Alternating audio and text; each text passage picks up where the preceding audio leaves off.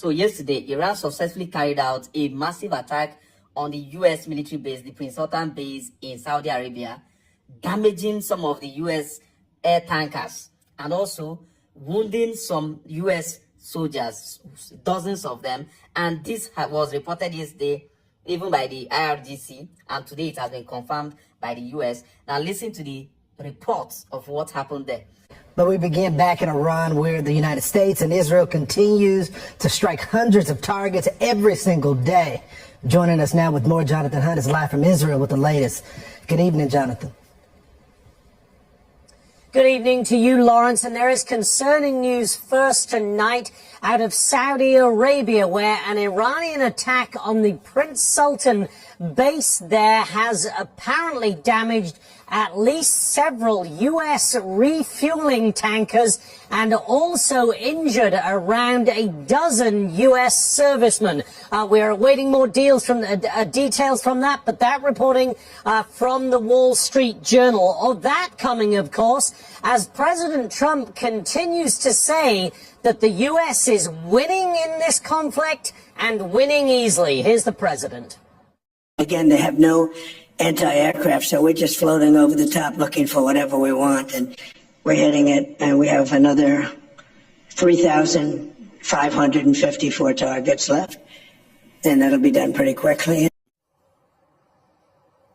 Emphasizing that point, the U.S. continues to hit military and regime targets in Tehran and throughout Iran. What the U.S. military has not been able to do so far, or perhaps has not been willing to do so far, is reopen the Strait of Hormuz, that commercially critical strait that remains all but closed to commercial shipping at the moment. That is causing economic problems, of course, with the markets down and the price of oil up. And the Iranian parliamentary speaker effectively trolled President Trump today on X, saying, quote, "They've spammed so much fake news trying to push energy prices down that the market's just numb now. Keep going. Nobody's buying it anymore." So Iranian officials, at least publicly, still talking tough, even as President Trump says privately they are negotiating. And of course, we tick towards President Trump's Monday, April 6th deadline for real progress to be made. Lawrence? Yeah, I'm sure him, like many of their leaders, are making those statements from bunkers right now. So 3 critical things that happened yesterday. The Houthis officially opened a new front in the war, attacking Israel, and also threatening the U.S. and their vessels that could be passing through the Red Sea. That's one critical thing that happened. You know the capacity of the Houthis. These guys are well equipped. They are well armed. And they're also armed by Iran. Now, another thing that happened yesterday is that Saudi Arabia is now making it official that they might be joining the war anytime soon, and they might be joining with boots on ground as well. Then another thing that happened is that Bahrain announced officially that they are now preparing for a possible Iranian military operation, like military invasion in Bahrain, right? Iran is planning to invade Bahrain, and that they are preparing for such. So these 3 things that happened has revealed a lot of things.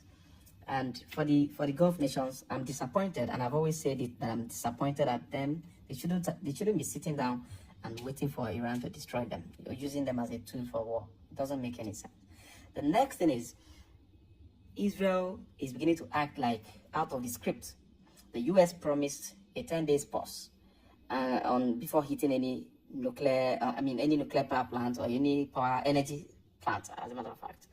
But yesterday, Israel claimed they carried out an attack in coordination with the U.S., attacking the 3 steel plants, 1 nuclear reactor, 1 water reactor, 1 nuclear power plant, and uranium storage facility, uranium conversion facility.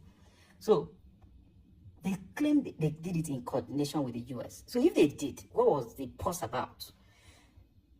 Since you still went ahead to attack the power plants after all. Now, Iran decided to carry out a retaliation, and they vowed that Israel would pay a heavy price for the crime they committed. That's what Iran said. Now the question is Israel still under the control of the US as far as this war is concerned? Because if Israel carried out that attack on their own accord, without the coordination of the US, then it's obvious that what I said earlier, that Netanyahu is beginning to act entirely out of the control of the US or President Trump. If I was in their shoe, I would do the same. But the problem I have with the war entirely right now is that Israel does not have that elasticity to last for too long with a war. They can fight a prolonged war, but not a prolonged war that requires them to continue to catch missiles for too long. Because whether you like it or not, a David sling cost almost $2 million. A single David sling that might even miss the missile cost almost $2 million. So what is the economy of Israel? And the US have been sending shipments. How long will this be sustained, right? And a lot of nations, even within the Europe, are not that entirely in love with Israel. So Russia and China have been sending aids and, of course, military aids and all that to Iran. And this tells you that the war could still last for a very long time. Iran could still be sufficient to fight for a longer period. But how long can Israel hold on?